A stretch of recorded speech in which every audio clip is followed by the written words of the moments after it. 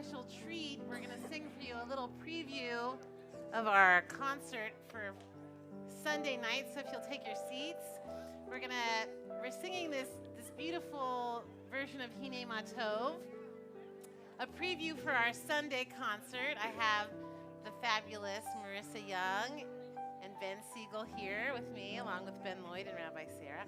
So this is a special melody of Hine Ma Tov, and you can listen and join in when you think you know it. All right, here we go. Let's have an intro.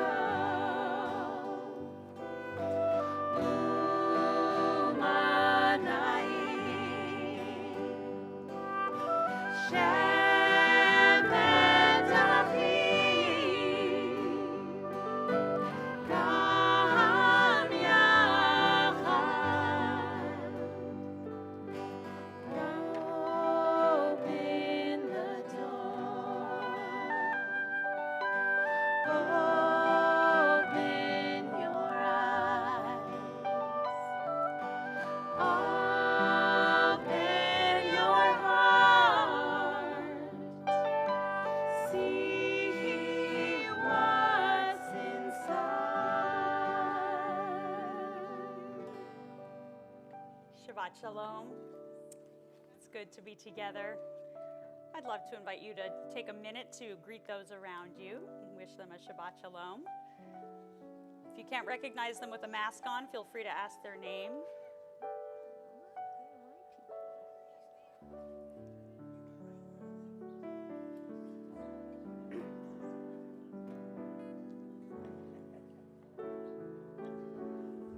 Let's welcome in Shabbat. Are we going to do a little haba? All right. We're going to welcome in Shabbat by singing. We're going to sing about singing. Come, let us sing hallelujah.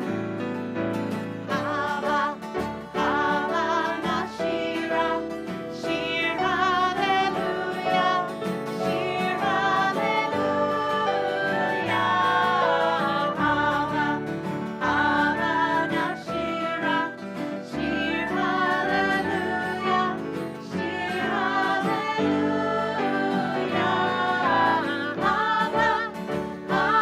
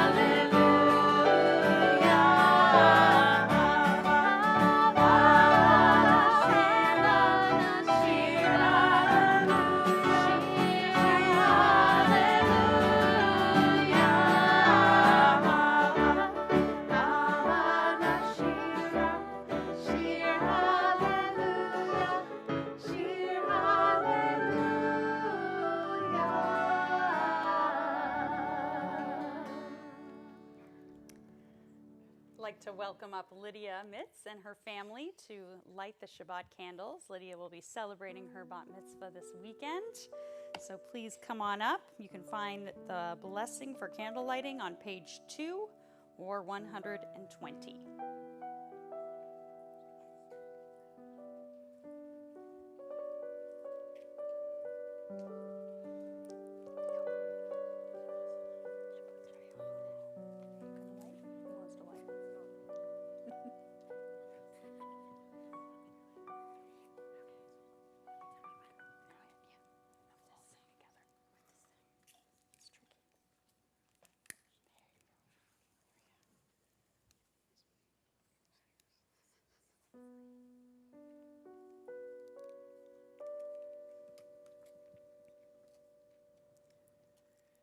Baruch atah Adonai, Eloheinu melech haolam,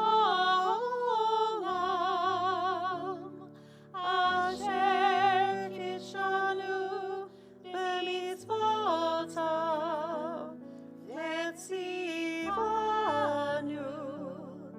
lehadlik ner, lehadlik ner shel Shabbat.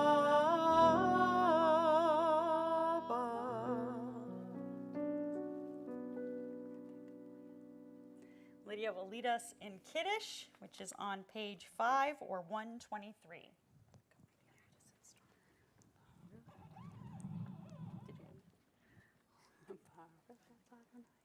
Baruch atah Adonai, Eloheinu melech haolam, borei peri hagafen.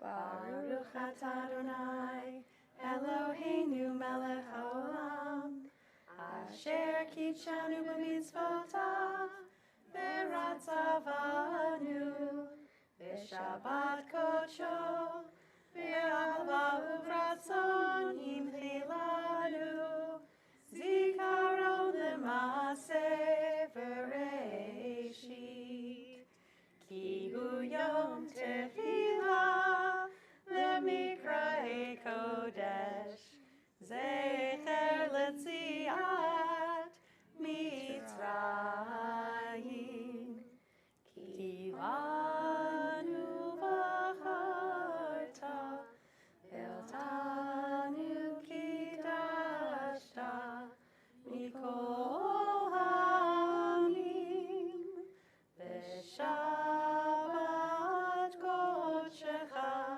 v'ahava uvratzon, inchaltanu.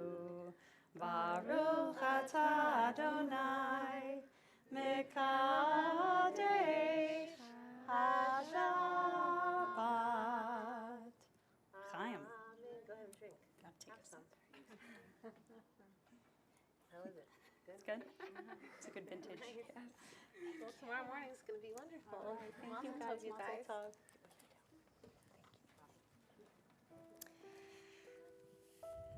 We'll turn now to page 20 or 138 as we welcome in the Sabbath bride with the words of Lecha Dodi. As is our custom, we'll sing verses 1, 2, 5, and 9. Yeah, we'll stand for the last one. Yeah. Yeah, let's do it all.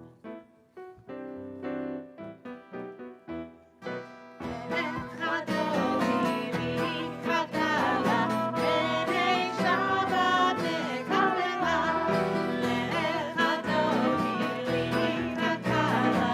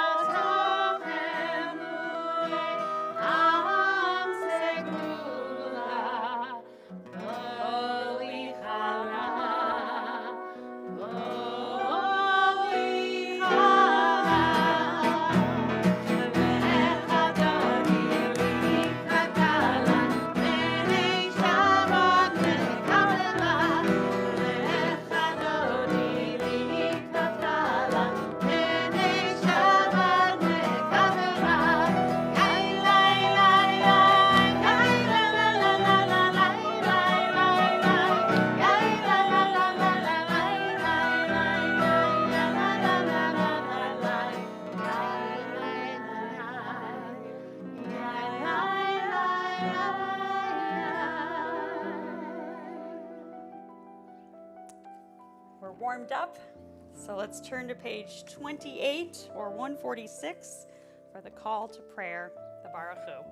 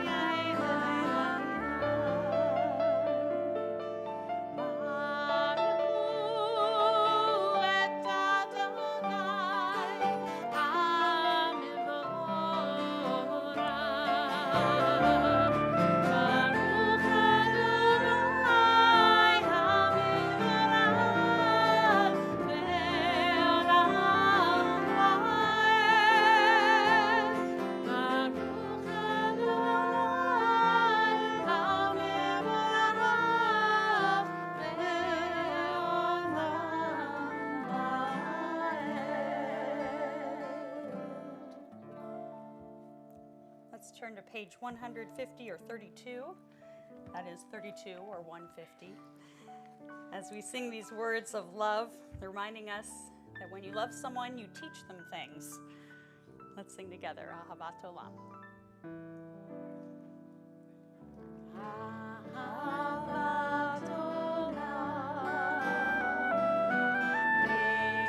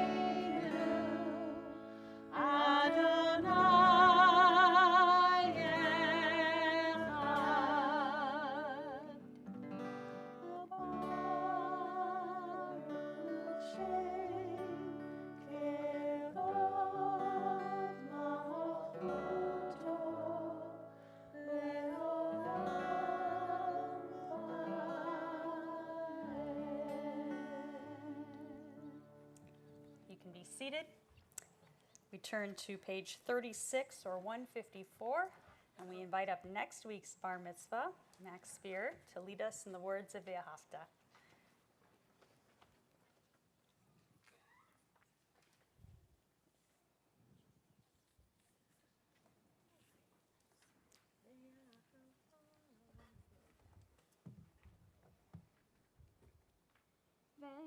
ואהבת את אדוני אלוהיך בכל לבבך ובכל נפשך ובכל מאודיך.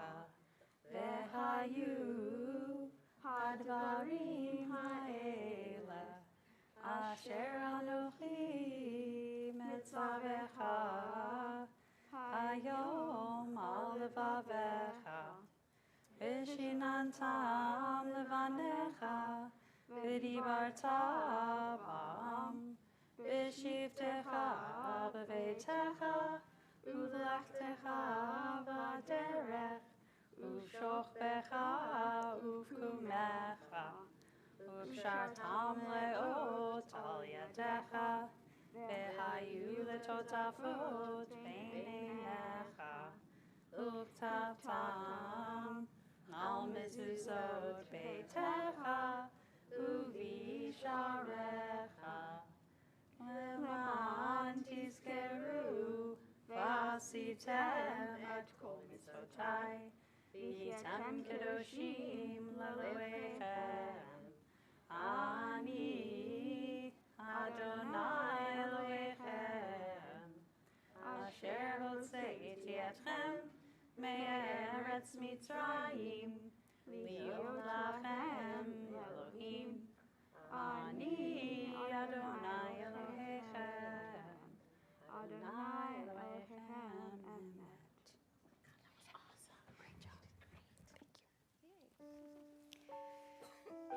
We turn to the Song of Redemption, Mi Chamocha, on page 40 or 158.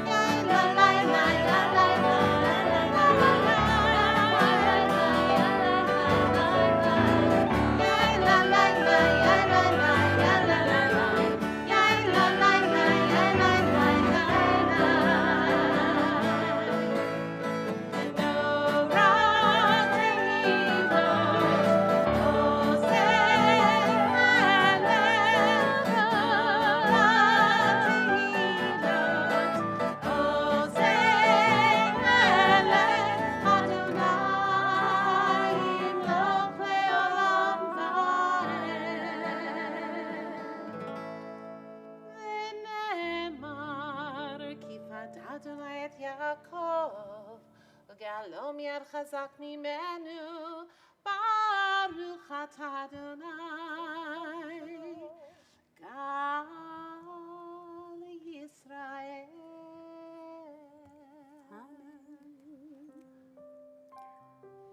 We turn to page 42 or 160 for our prayer for shelter and peace and rest as night falls. Hashkivenu.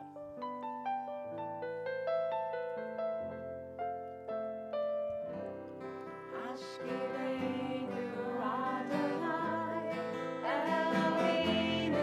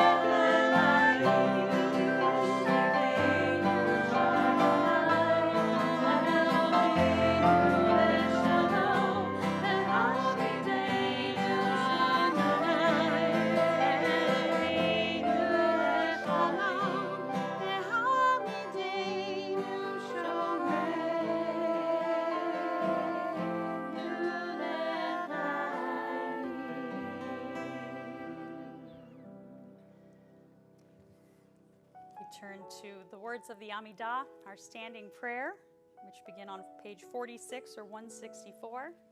We'll chant the first three blessings together and then have some time for silence. And when you're finished with your own personal prayers, you can be seated. Please rise.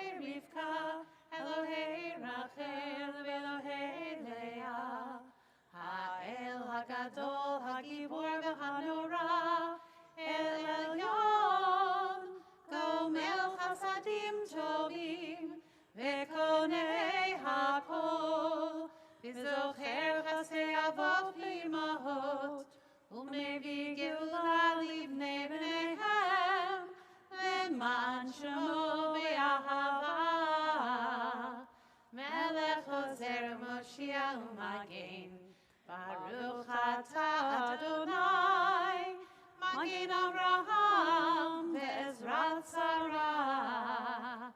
Atah gibor le'olam Adonai, Mechayei hakol atah rav ve'hoshia. Morid atah, Mechalkel chaim bechesed, Mechayei hakol berachamim rabim, Somech noflim verofech cholim, Umatir asurim, Umekayem emunato, Lishenei afar, Michamocha bal gevurot, Orido melach, Melech memit umechayek, Umatzliach Yeshua, V'ne'eman atah l'chayot hakol, Baruch atah Adonai, Mechayei hakol. Atah kadosh v'shimcha kadosh, U'kadoshim b'chol yom yehalelucha selah. Baruch atah Adonai, Melech hakadosh.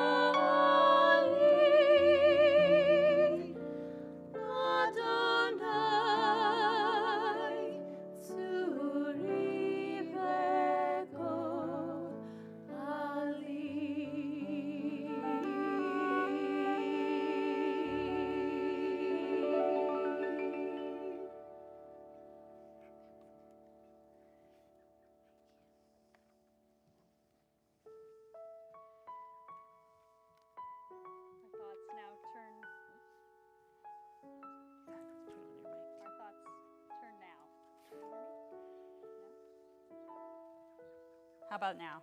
Oh, there we go.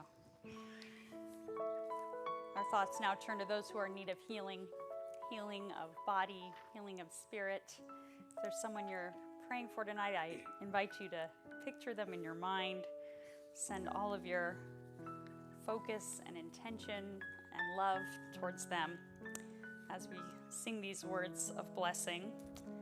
And tonight we are especially keeping in mind David Ben-Ami, Marissa Lubin Buchan, Mason Easley, Arlene Gilliland, Rick Gross, Leah Hallert, Dorothy Huppert, Moritz Huppert, Marvin Jones, Joan B. Carlin, Wendy Levine, Dana Marks, Eileen Peak, Peggy Pizzo, Dana Reback, David Baruch Ben Simona, and Donna Spanger.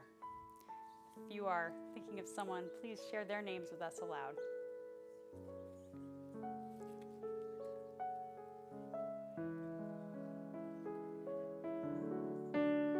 Page 253.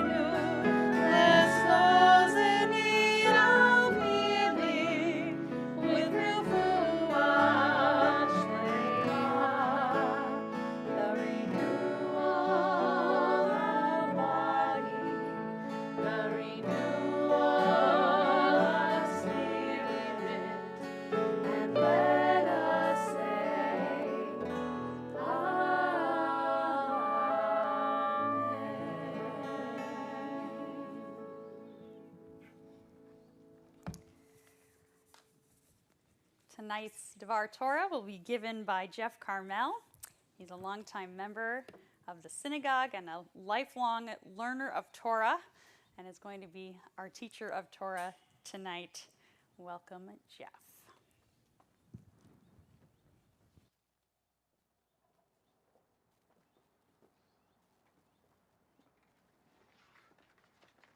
Well, thank you, Rabbi Sarah. Shabbat Shalom. What a joy to be here on such a beautiful summer evening, a little bit warm, but looks like everybody is enjoying. Before I start the Devar Torah, I'd like to tell you a very short story. Some years ago, if I get the right page, some years ago, my wife and daughter were about to pull out of the parking lot at Kepler's Books, and they were approached by a distraught young woman who begged them to loan her $20. She was running away from an abusive relationship, she said, and she needed the money for gas to get to a shelter. My wife, Maddie, gave her the money, and as she was about to drive away, they saw the woman with a friend in another car, laughing hysterically. Maddie turned to our daughter, Jennifer, and said, "I hope they haven't just ripped us off." Jennifer, 16 at the time, replied, "Mom, I hope they were. I would hate to think that anybody could be in such an abusive relationship that she had to beg for money to escape." Answered Maddie, "Jennifer, you are absolutely right. Who are we to judge?" Among many other things, this week's parasha deals extensively with Jewish law as it applies to charity, with the admonition that we are commanded to care for the convert, the orphan, and the widow who are in your cities, as well as for the wayfarer and the stranger. As for the poor, the parsha states, you must open your hand for him, and if he does not want to take money from you as a gift, then lend him the money. In fact, of all the active commandments in the Torah, charity is the only one whose non-fulfillment is referred to specifically as a sin. Over the years, I've often thought about how Judaism deals with the issues of poverty, and the incident with the woman with the $20 is illustrative of a very perplexing question. What is most striking in the Jewish approach to charity is its stark difference from that of Western culture and law. Western law has a long history of actually persecuting the poor, in particular, vagrants and beggars. From the earliest Western civilizations, society concluded that the beggar contributed nothing to a community and, in fact, interfered with the rights and productivity of others. Consider the biblical cities of Sodom and Gomorrah, which endeavored to solve poverty by destroying those on the bottom rung. The Talmud tells us that they enacted laws forbidding any form of charity or services to the needy, and relates numerous stories of Sodom's mistreatment of the poor and the violent penalties meted out to anyone attempting to offer a fellow human assistance or shelter. God heard the cries of the oppressed and destroyed Sodom. Unlike the barbaric people of Sodom, the seed of Abraham would perform tzedakah and build a society steeped in justice and the rule of law. Abraham was the response to Sodom. Jewish law has always protected and attempted to advance the welfare of beggars and vagrants, and this forms part of its comprehensive strategy of poverty alleviation. Jewish law's vulnerability principle has driven it to focus on the needs of the poor. Contrast this to ancient Greece, where the law held that people who lived off charity were to be punished. Plato, no less, advocated that begging be outlawed.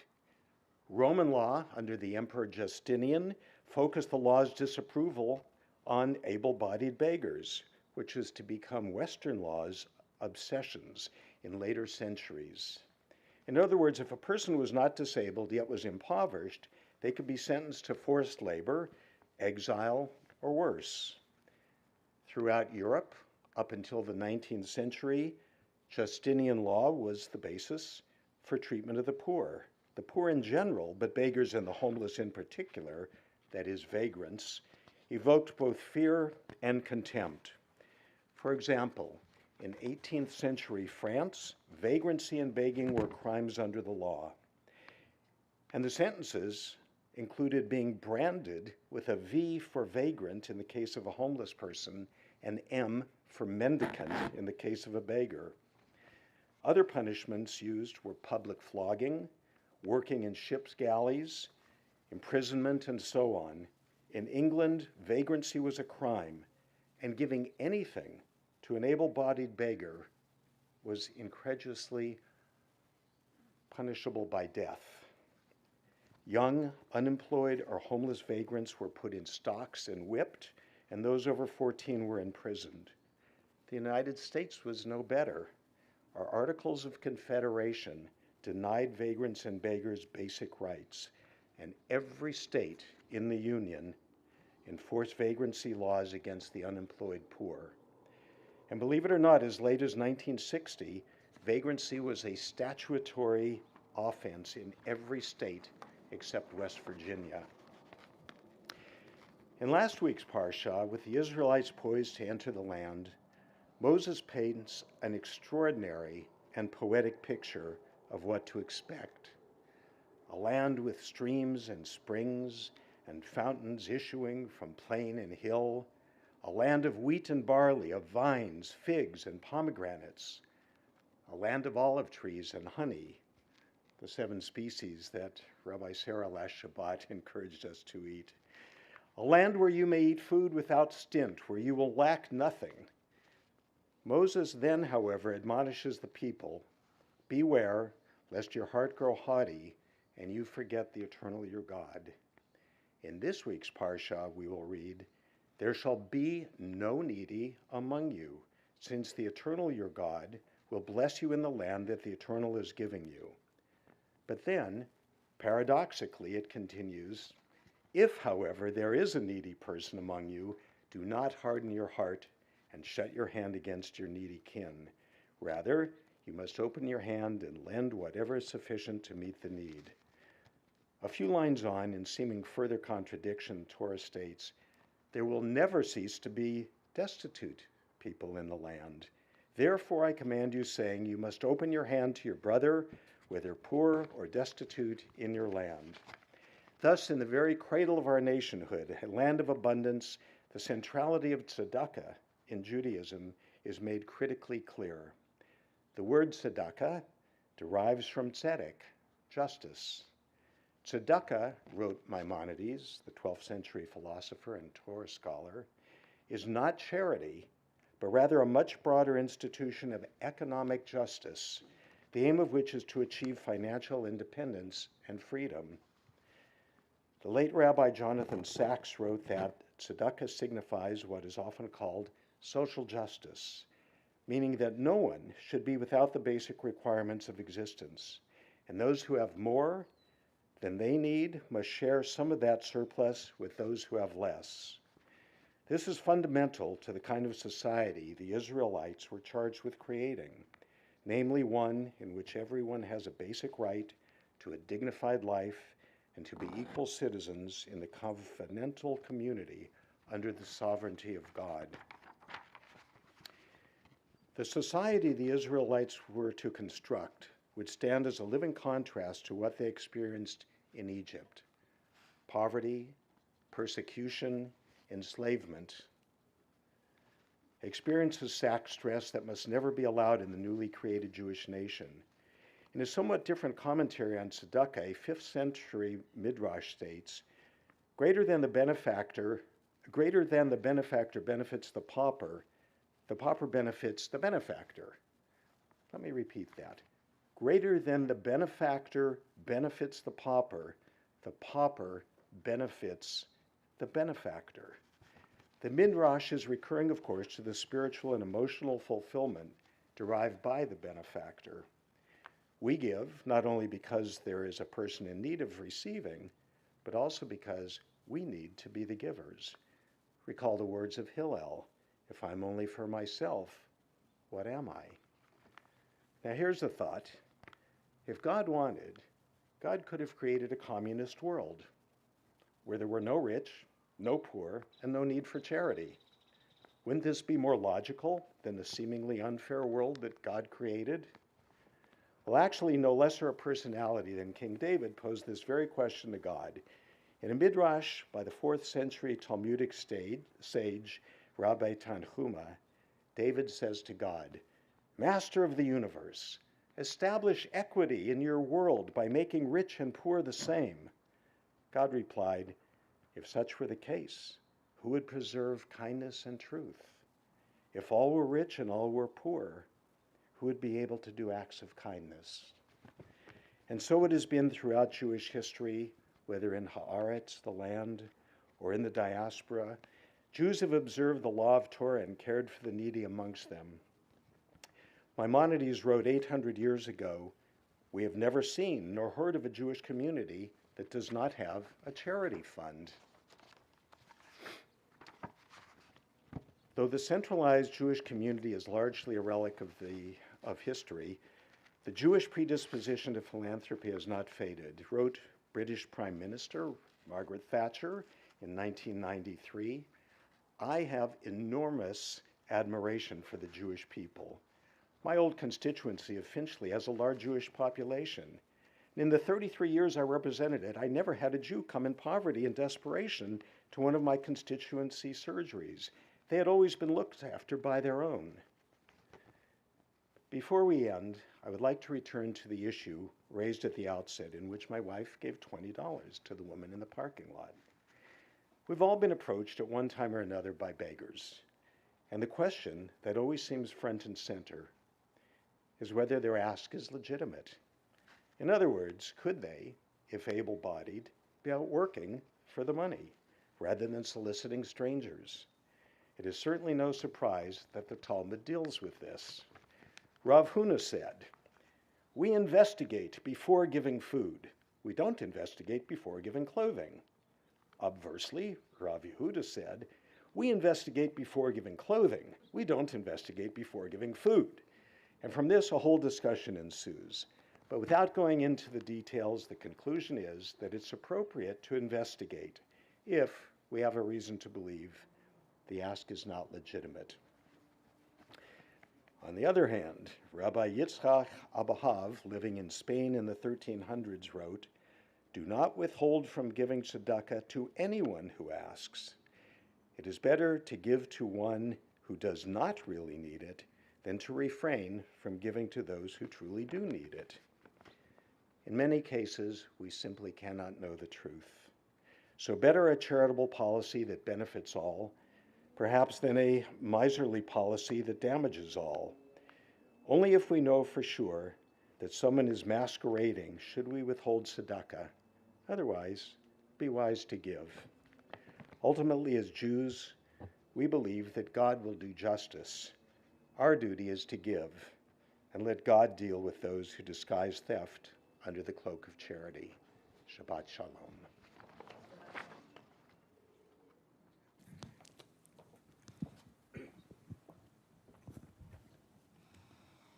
Thank you, Jeff. We continue with the words of Aleinu L'Shabeach on page 282 or 586. Please rise. Aleinu l'shabeach l'Adon hakol, לתת גדולה ליוצר בראשית, שלא עשנו כגויי הארצות, ולא שמנו כמשפחות האדמה, שלא שם חלקנו כהם, וגור עלינו ככל המונם, ואנחנו קוראים ומשתחווים ומודים לפני מלך מלכי המלכים הקדוש ברוך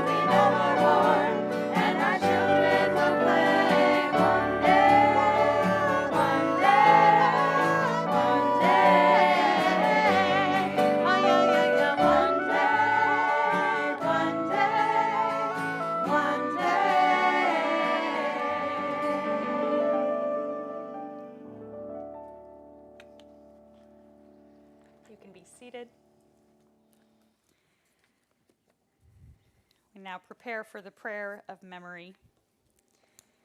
As I say the name of your loved one, if you'd like to rise in their honor, please do. And we'll have a chance for other mourners to share the name of their loved ones, and then we'll all recite the words of Kaddish together. This week we mourn the loss of Lawrence Reback, father of Dana Doctorow, father-in-law of Dan Stellenberg, grandfather of Justin, Sarah, Shane, and Simon. We're observing Shloshim, the first 30 days of mourning for Naomi Solomon, Alvin Platt, and Gerald Yaffe.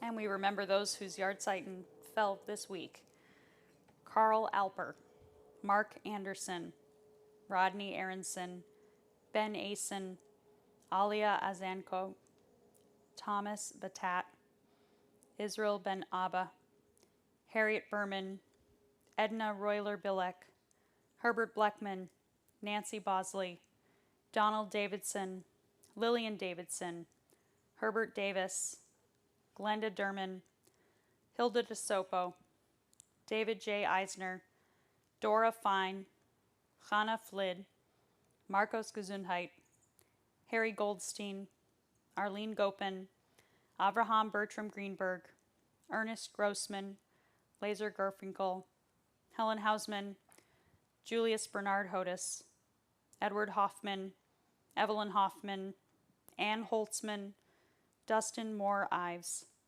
Susan Johannes, Irene Johnson, Israel Kahan, Hyman Carno, Leonard Kleiman, Isaac Kosef, Betty Kulik, Leonard Lambden, Patty Layton, Harold Lightstein, Leo Levy, Miriam Lewis, Phil Linick, Lillian Lippy, Lillian Loria, Todd Laurel, Kay Luft, Caroline McHenry, Sharon McCarthy, Oliver William Miller, Chris Moore, Paul Moskowitz, Anna Nachenzi, Idel Neumann, Ken Oshman, Janice Raffel, Joe Rando, Jack Roston, Herman Rothstein, Lillian Schiff, Benjamin Schnur, Mitchell Schwartz, Donald Seiler, Earl Schenken,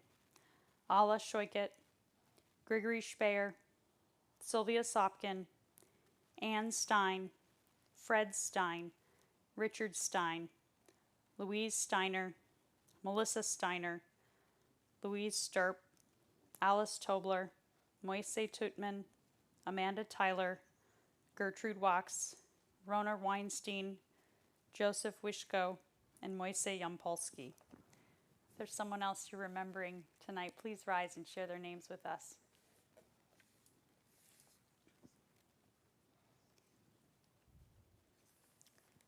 May their memories be a blessing. We turn to Mourner's Kaddish on page 294 or 598. Please rise. Yitzgadal v'yitkadash shemei Rabbah, be'alma divrach yiruteh v'yamlich malchuteh, b'chayechon uvyomechon uv'chayei dechol beit Yisrael, ba'agala uvizman kari v'imru amen.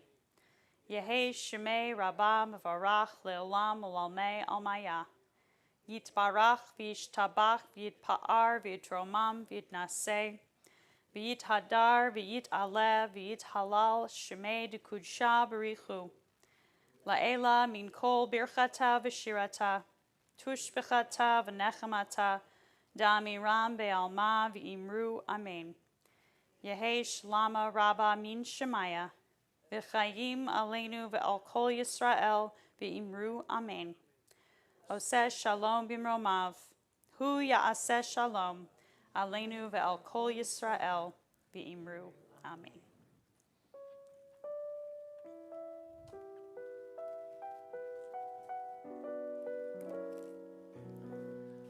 Oseh shalom b'mromav,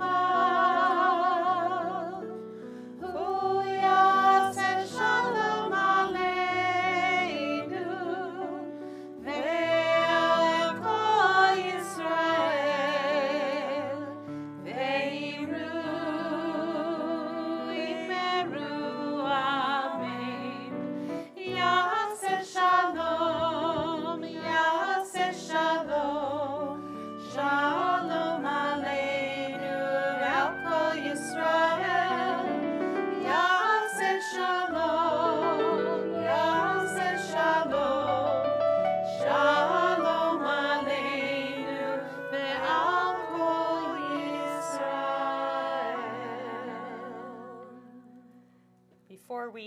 close, I'd like to remind you of our tzedakah box. Jeff just gave us an excellent challenge, so I expect every single one of you to participate. If not on Shabbat, then as soon as Shabbat's over. This month, we're collecting tzedakah for Keren B'Kavod, the Center for Social and Communal Activity of the Israeli Reform Movement. Keren B'Kavod assists populations in distress, including new immigrants, Bedouins, the elderly, those who are lonely and disadvantaged, with an emphasis on social empowerment. You can read more about it on our website. You can also give on our website, or you can send a check to the office or put money right back there. Let's close with a prayer for peace and strength. Adonai Oz, page 338 or 642.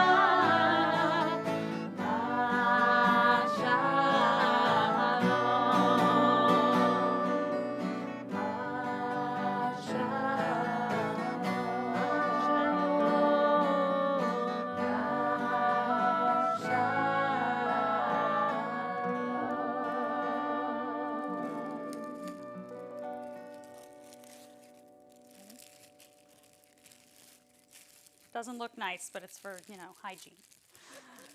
Baruch atah Adonai, Eloheinu melech haolam, hamotzi lechem min haaretz, Shabbat shalom. Shabbat shalom. Shabbat shalom. Great big thank you to Russell, Norman, and Ben Lloyd, Marissa Young, and Ben Siegel. Thank you guys. Of course, Ella and Sam did a great job too. Thanks, guys. And Jeff Carmel for a fantastic Shabbat shalom, everybody. Shabbat shalom.